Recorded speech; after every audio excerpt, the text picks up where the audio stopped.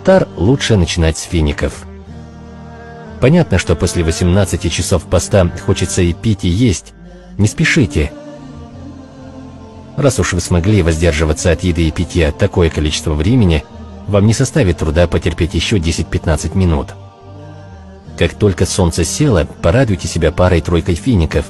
В этих фруктах содержится огромное количество фруктозы и микроэлементов. Съели финик, запили его стаканом воды, то есть утолили жажду, и ждите еще 10 минут.